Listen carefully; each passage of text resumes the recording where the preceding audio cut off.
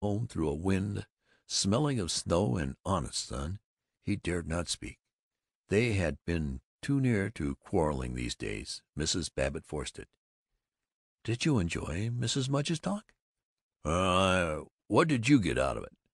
"Oh, it starts a person thinking. It gets you out of a routine of ordinary thoughts." "Well, I'll hand it to Opal. She isn't ordinary, but gosh, honest, did that stuff mean anything to you?" "Of course, I'm not trained in metaphysics, and there was lots I couldn't quite grasp, but I feel it was inspiring. And she speaks so readily. I do think you ought to have got something out of it." "Well, I didn't. I swear I was simply astonished the way those women lapped it up.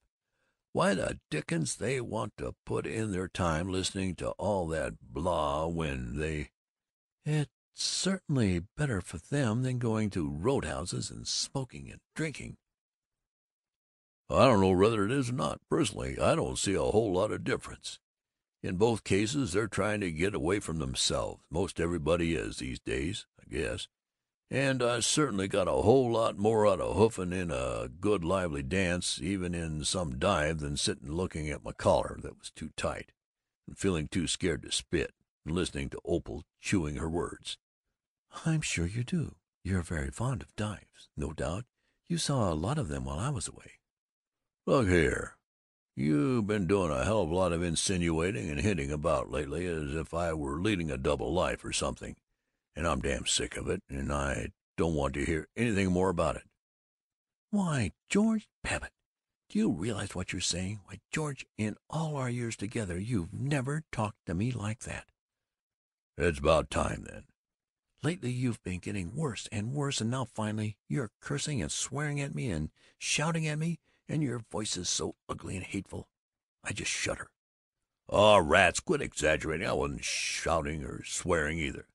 "I wish you could hear your own voice. Maybe you don't realize how it sounds, but even so, you never used to talk like that. You simply couldn't talk this way if something dreadful didn't happen to you." His mind was hard with amazement. He found that he wasn't particularly sorry. It was only with an effort that he made himself more agreeable. "Well, gosh, I don't mean to get sore." "George, do you realize that we can't go on like this, getting further and farther apart, and you ruder and ruder to me? I just don't know what's going to happen." He had a moment's pity for her bewilderment. He thought of how many deep and tender things Would be hurt if they really couldn't go on like this. But his pity was impersonal, and he was wondering, wouldn't it maybe be a good thing if not a divorce and all that, of course, but kind of a little more independence.